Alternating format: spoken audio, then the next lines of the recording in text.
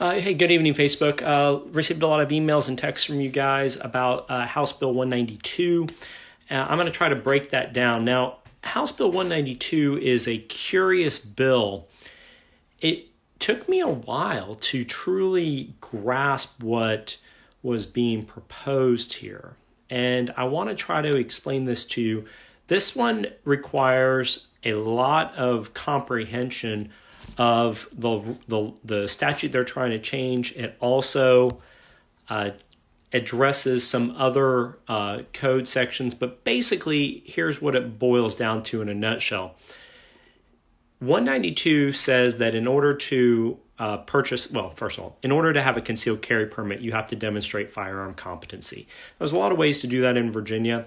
One of those ways is you can have military DD 214. You might be prior law enforcement. It might be current law enforcement. Maybe you are in one of these accepted categories, or you can take a class. Now, the class in Virginia can be done by a gun instructor, an NRA pistol instructor, or it can be in person. It can be taken online. There's these things, and so that's for concealed carry permits. Now, what 192 does in a very confusing way is it's going to now shift the burden to purchase a firearm, that the purchaser has to demonstrate firearm competence. Now, I'm going to try to just show you my screen. I know you guys don't love it when I do this, but it's hard to explain what is actually happening here in this bill.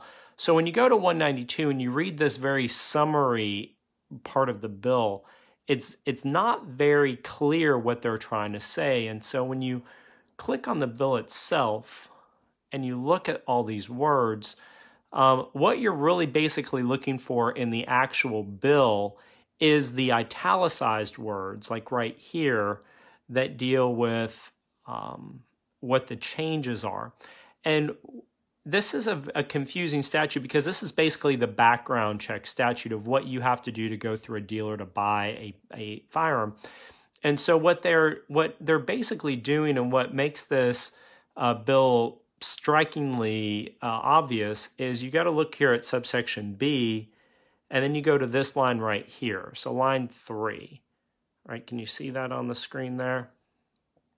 So line 3 says that the purchaser has been furnished with proof that the prospective buyer has demonstrated competence of a firearm as provided by Section B of 182308.02.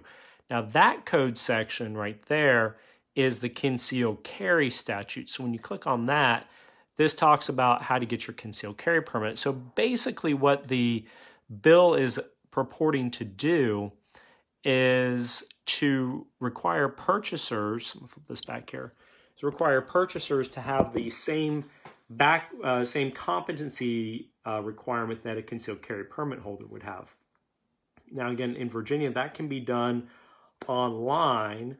It doesn't have to be done in person, so it's not a tremendously huge burden that would be imposed on buyers, but that has never been the law in Virginia. And I think what's quite striking about this section is that the patron, hey, good evening, Facebook. Is right here, Robert Orrick. Now, he is a Republican from the West. Good morning. And that's really strange. I don't know. It's very unusual that a Republican from the West would good morning again, Facebook. Bill that would be I don't know, much. Good evening, Facebook. Tim Anderson. Sense to me. So I had a hard time with 192 because of the way it was written. Good morning, and worded, Facebook. Tim Anderson. I think that explanation. Yesterday I did a video about House Bill 1 saying crazy things on Facebook. The straight up answer is good afternoon, Facebook. The very quick thing, the quick 5-second takeaway from this is that you're gonna have to, if that were to pass, you're going to have to take a firearm safety course. Hey, good evening, Facebook.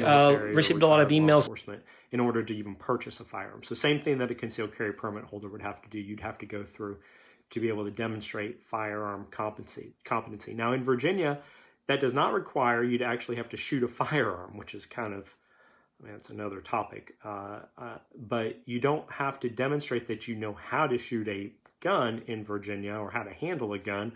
You just basically, the most minimal way to do that is to take a online course. And obviously you can take more training and get it from an instructor in person at a gun shop.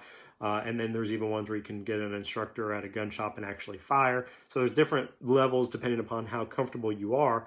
But right now, this delegate from the West, from Thornton, Virginia, wants you to have to demonstrate competency to be able to purchase a firearm, similar to what it would take to get a concealed handgun permit. So that's it. I hope that helps. It took me a while. I mean, I read that for about an hour, and I hope that these 5 minutes gives you the takeaway, the real true talking points about 192. I didn't see any other bills today that popped up from the House that were gun related.